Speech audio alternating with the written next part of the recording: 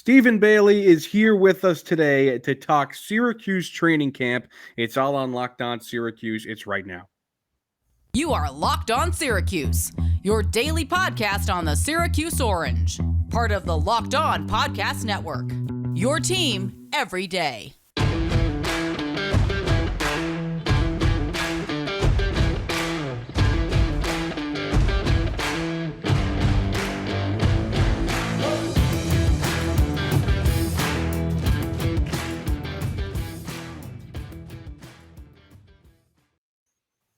Thanks for making Locked On Syracuse your first listen every day. We're free and available wherever you get your podcasts. I'm Matt Bonaparte. That's Owen Valentine. And with us today is Stephen Bailey of 24/7 Sports. Stephen, thanks for being with us.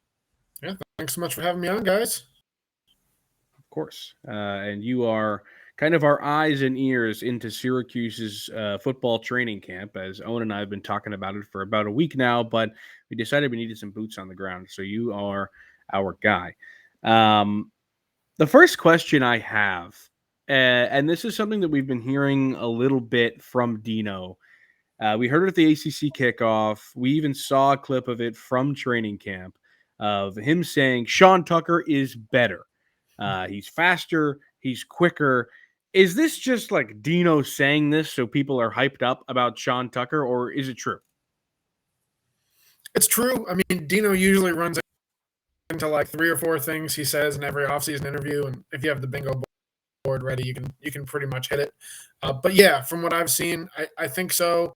I think everyone knows Syracuse is trying to pass the ball more this year, and running backs are involved in that. So we've seen Sean doing a lot of different things. I can't imagine he did them all this well in the past. Maybe he did, but a lot of option routes out of the backfield. You know, from day one, we saw them running like this angle flat option route with a rub on it.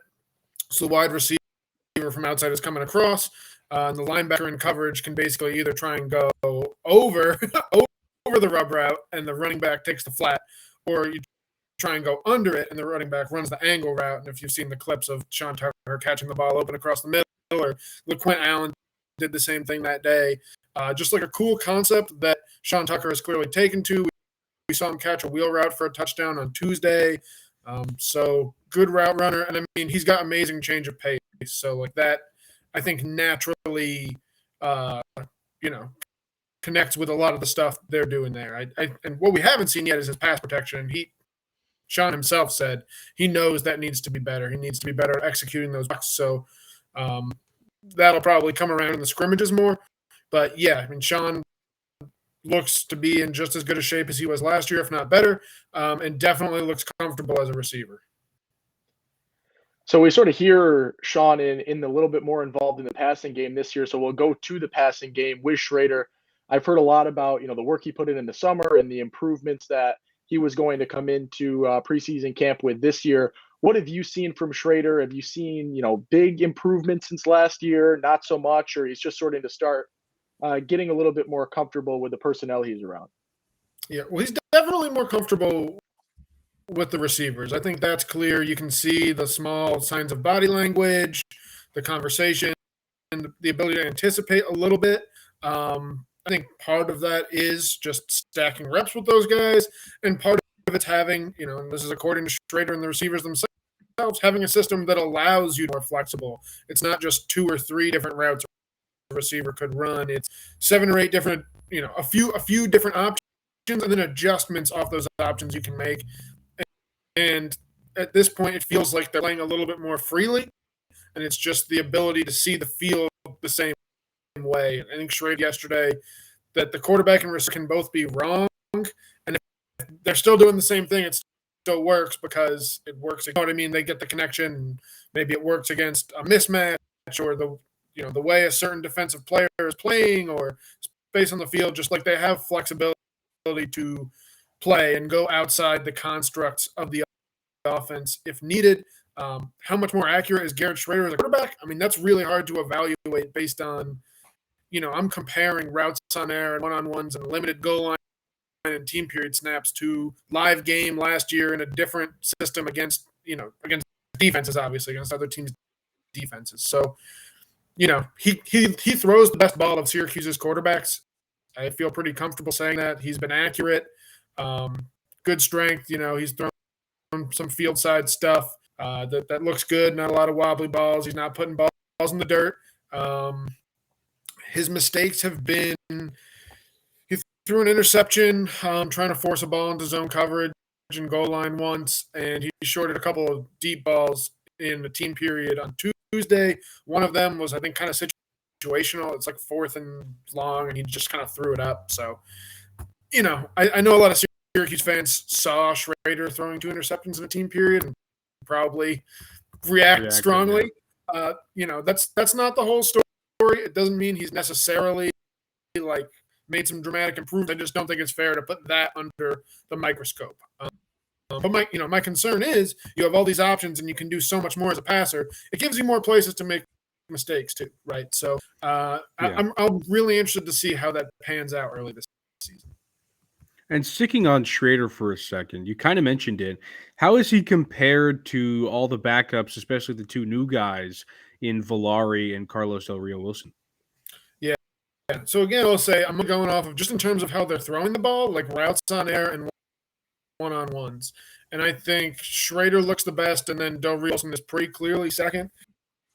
All the other guys have had, have misfires here and there, like real misfires, like not great passes, not catchable balls. Not all the time, but some of the time. And the other 2, I think, really do throw them. The big thing I see with Del Rio Wilson is he is the earliest releaser in the bunch on his initial read. Like, he throws balls really early before receivers come out of breaks. But because he doesn't he's still learning the offense, that has led to some misses. Like if he throws to the wrong place, and sometimes I can't tell, or the receiver runs the wrong route, or they're not on the same page with that kind of stuff. And then when it seems like when the initial read isn't there, like when he doesn't kind of pull the trigger the first time, he hasn't quite learned how to work through the progressions yet. And he's been in the offense for 8 days. So he needs time to kind of continue to learn, let things slow down, and stack receivers and be able to anticipate what a look is going to look like against different coverages. He's going to be getting theoretically on his learning curve into the season. Even a month of doing that, it's just not fair to expect someone to just Garrett Schrader came in. He was behind on that learning curve too.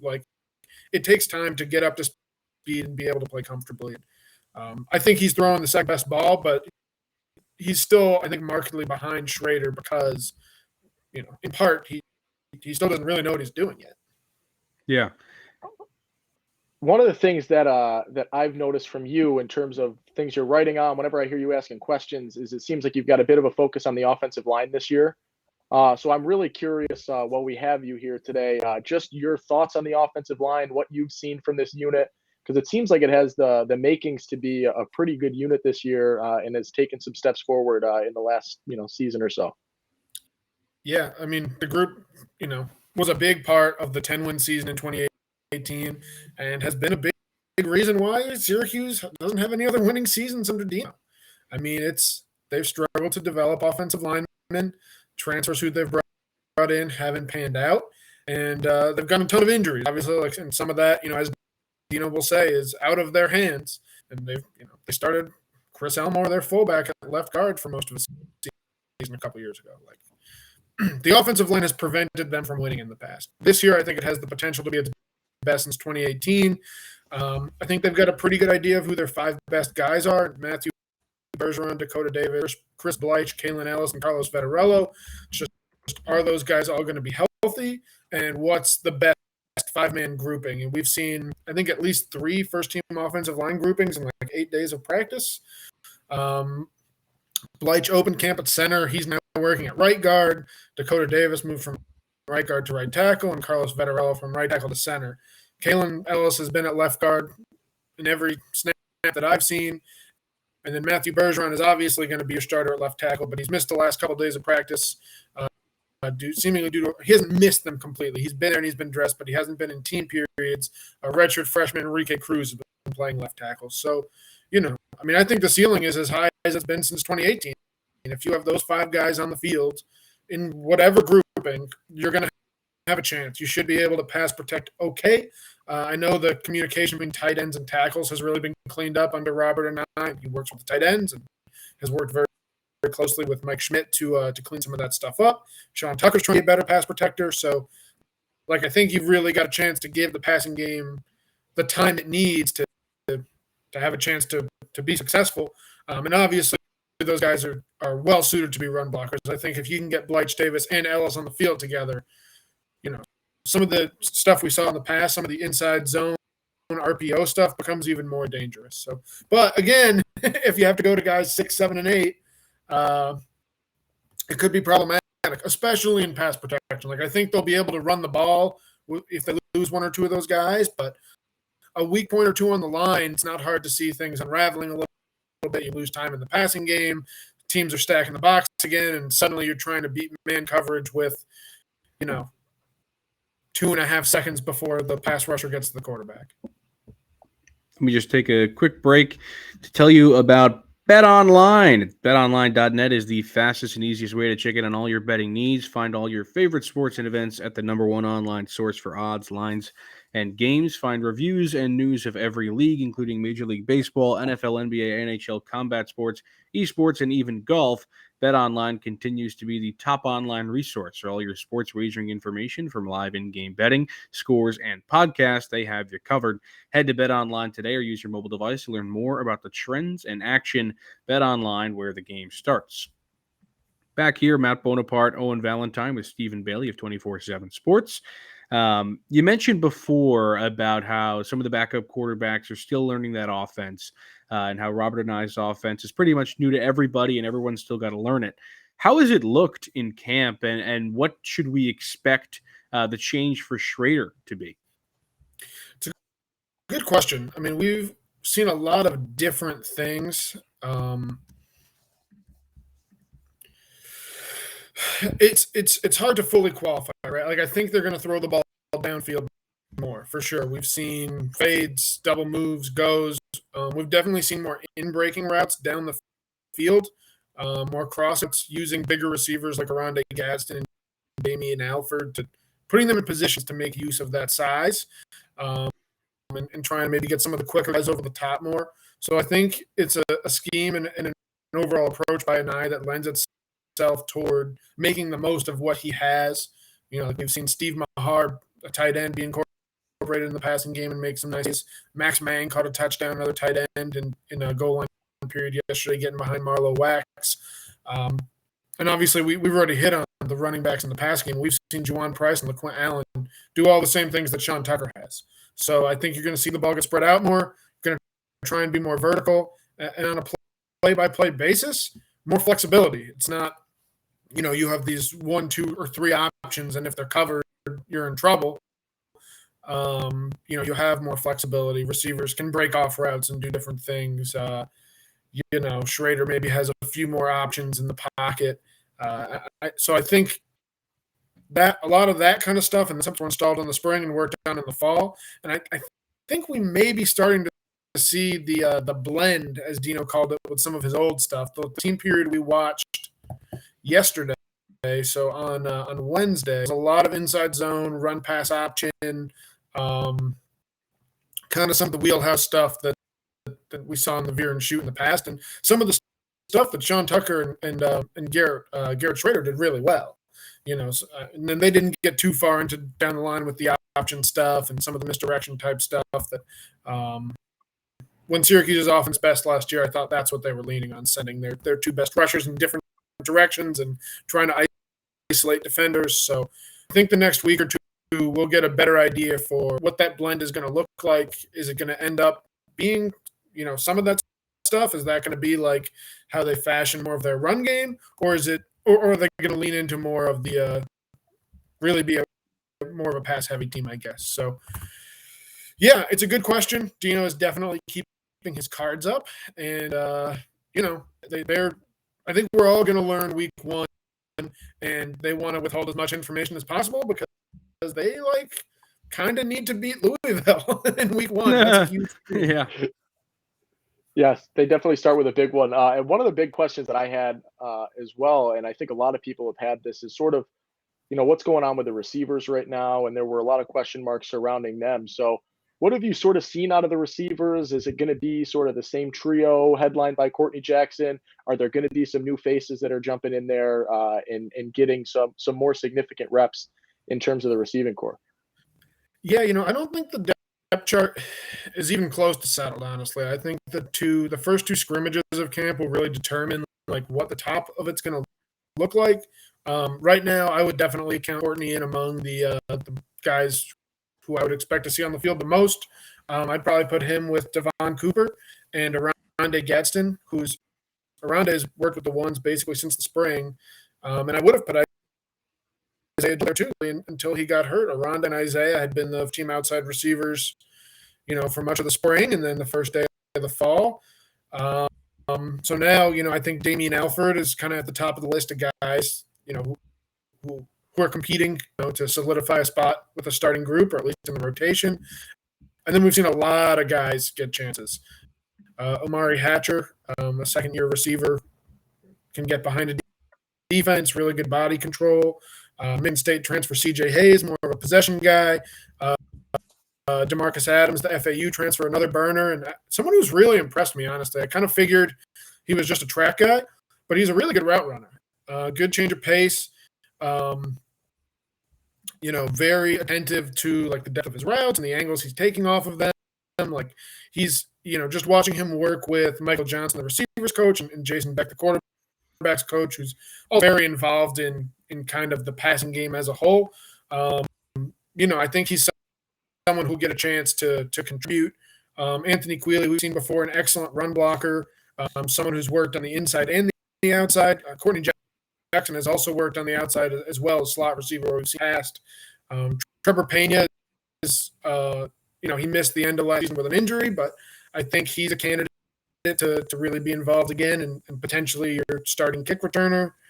I'm trying to think if I've missed anybody. You get the idea. Like there's still like 7-8 guys legitimately in the mix. And I've heard people say a lot of nice things about freshman Donovan Brown too. So, there's no shortage of options there. I do think that list is going to get narrowed down in the next couple of weeks because you can't take a wide open competition into game prep.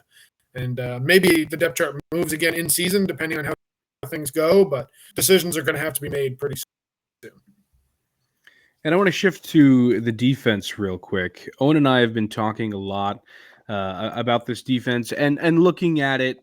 The only question mark really lies in the defensive line because such a sound linebacking core and a lot of star power in the D-back field.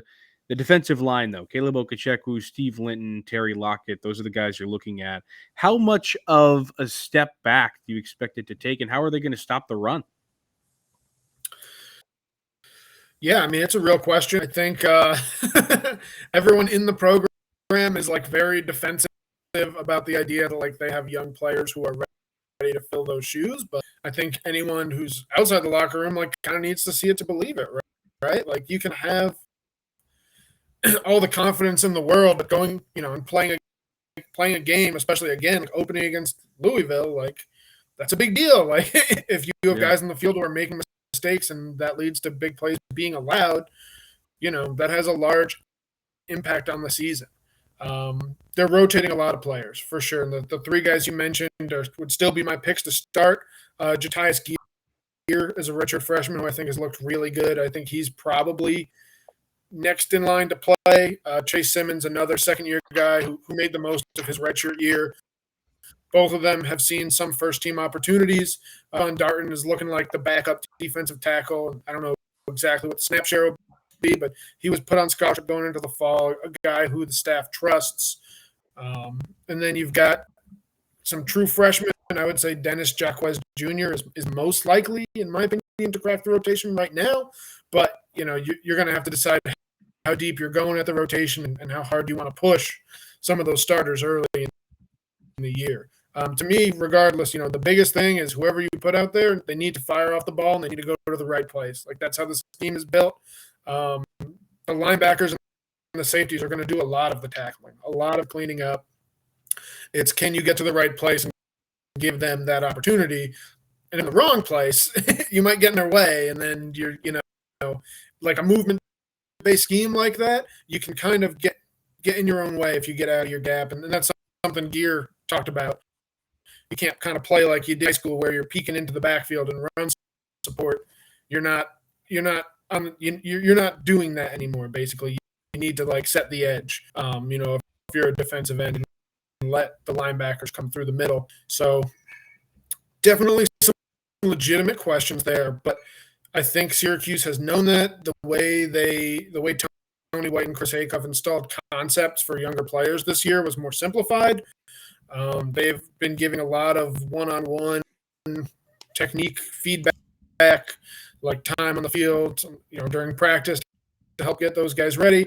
And Caleb Okechukwu, Terry Lockett, and even Michael Jones, made an effort over the summer to like get those young players as mentally ready as possible. So they know the challenge. They've been preparing for it. And, ultimately we're all going to find out together how up to it those young guys are.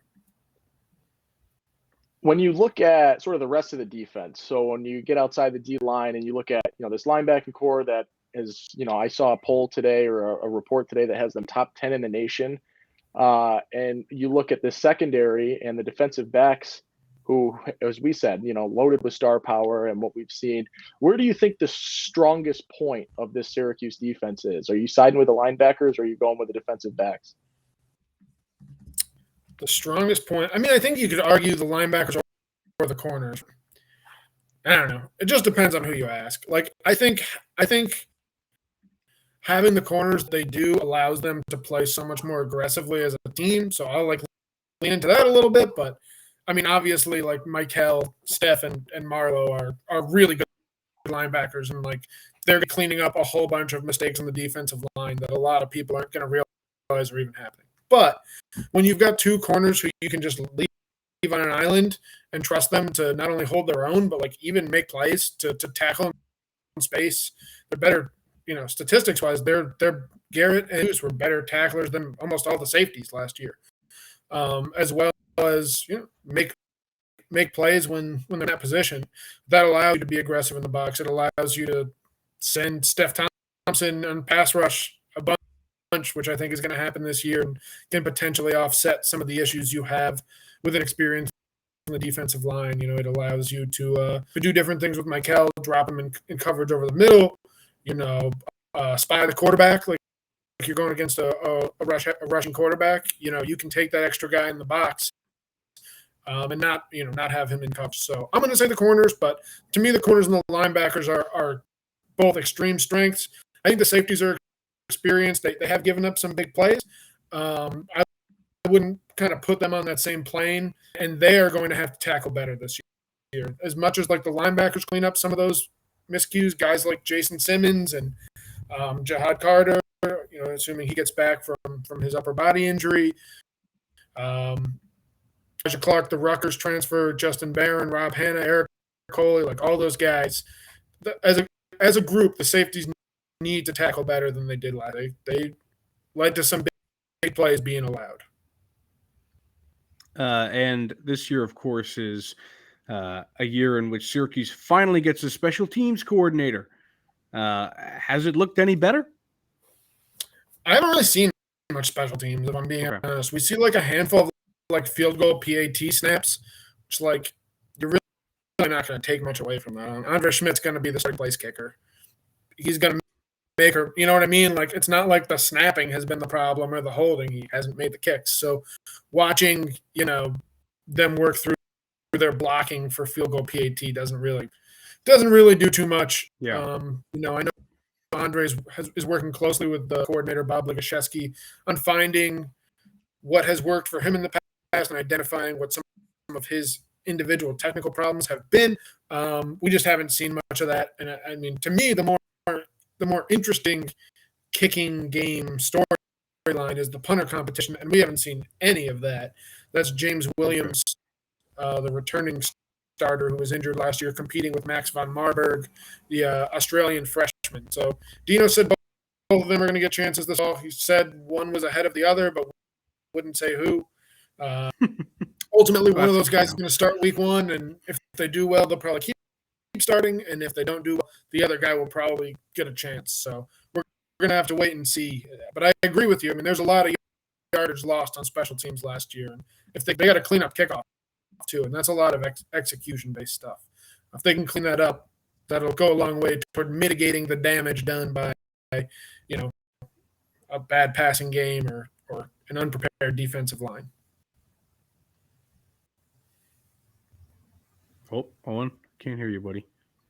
Sorry, my dog barked. I muted myself, and now I stayed muted. Of the new faces in between the freshmen and the transfers, who do you think is most likely, or should we be expecting to be taking the most significant snaps? Are there 2 or 3 guys that you think of these new faces have sort of brought themselves ahead of the crowd, and we should be really expecting to see a lot on game day? Yeah. So on defense, the first guy I'd go to is Elijah Clark, the Rutgers transfer. He played corner last year, spent the spring finishing rehabbing an injury that ended his 2021 season short. He's been getting some first-team reps. He was mixing in more with the 2s before Jihad got hurt. Now he's getting a chance to roll with the 1s. I think if he does well in the scrimmages, he could end up starting or at the very least playing quite a bit. After that, I would Braylon Oliver is kind of a little farther back on the depth chart. The Louisville transfer. He's been working at Rover behind Justin Barron and Rob Hanna. I see him and Isaiah Johnson as probably filling Isaiah being the Dartmouth transfer who's working at corner, being key reserves probably and guys who could come on in important situations.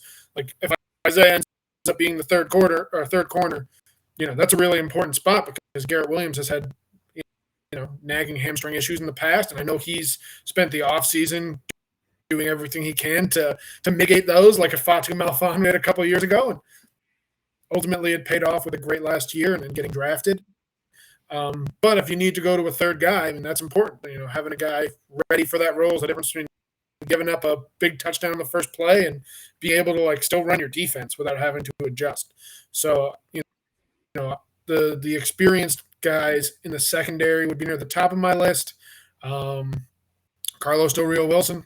I mean, if he ends up being the number 2 quarterback, Syracuse's number 2 quarterback has taken meaningful snaps every year since Ryan Nassib, basically ran the table in 2012. Whoever the second quarterback is going to play, and it's not like Garrett Schrader is going to be out there, protecting his body. He's going to be lowering his shoulder into linebackers and often coming out on the right end of those collisions. But, it's just you look at Schrader's playing style, and especially the schedule, that brutal 3-game stretch with NC State, Clemson, and Notre Dame, you're going to need your backup quarterback, so I think he'll be important.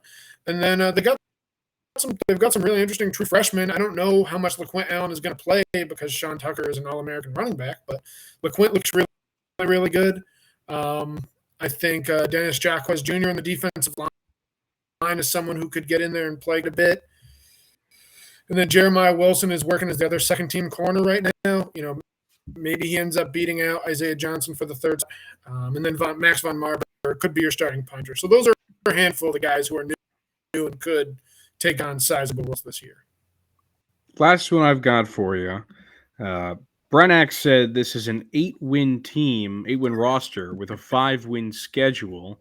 Do you agree with that? I don't know. I get the idea that he's making. It's better than some of the teams they've had in the past, for sure. The talent on the roster is top heavy, and we've talked a lot about. I mean, their best 10 players are really good. They could go play for most teams in the country and start. Unfortunately, you've got to play 22 guys on offense and defense. So when you have weak points that offset the ability of your best players to perform, it's you end up winning less games, obviously. So we'll see. I get where Brent's coming from. I don't really think of it that way. I think of it as you have the schedule you have and you win as many games as you have, but you could have a 4-8 team be better than a 5-7 team previously if you just look at the schedule. So I think on paper, this team is Syracuse's best since 2018 going into the year. But I think they're going to they have a narrow path toward winning 8 or more games. You need to start hot. You need to beat at least 2 of Louisville, Virginia and Purdue into that 3-game gauntlet. It's kind of a 4-game gauntlet too. You play Pitt too, so potentially 4 top 25 games in a row. You get into that gauntlet at 4-1. You could still come out of it at 4-5 with 3 games left. And what does your roster look like after that stretch? How are those lines doing? Then you got to try and win 2 against. I'm trying to think who it is down the stretch. I guess it's Florida State, Wake Forest, and Boston College. And Pitt. Doable, but no gimme. So it's a really tough schedule, and ultimately I could see them playing well and still not getting to 6 wins. Final one from me. You said you've been doing, covering Syracuse preseason camp for about a decade now. Has there been anything that truly surprised you this year, whether it's a player or a group or just something that, as someone who's spent as much time at preseason camps as you have, sort of stood out this time around? I think one of the things that's kind of surprised me for the last, basically since camp opened is how upbeat everybody is. Dino is in a good mood every day. It does not feel like a guy who's worried about losing his job, and maybe some of that's getting the new staff in and feeling more confident in his offense. I mean, I think he's got a really good coordinator pairing in Robert and and Tony White, his best since Dino's been here. John Wildhack said he doesn't need to go bowling to hang around, and I believe it was Pete Thamel who reported a $10 million buyout number even after this year. So maybe he just knows, he's got the leash, but Dino is feeling good. I think it's, much better than he was toward the end of last season. So, that surprised me a little bit, but I guess it's not totally shocking, but the tone of the team isn't one coming off multiple bad years. There's definitely some genuine optimism with the offense and an upbeat approach toward what this team could be. And I think that wasn't necessarily a given based on how last year went. Well, Stephen Bailey at 24/7 Sports, thanks so much for being with us today. Yeah, no problem, guys. Appreciate you having me on. Of course. And thank you for making Locked On Syracuse your first listen every day. Get more on the ACC by making Locked On ACC your second listen every day. Host Candace Cooper and the local experts of Locked On take you across the Atlantic Coast Conference in 30 minutes. Make Locked On ACC your second listen. That is Locked On ACC. Owen and I will be back on Monday. We will see you then.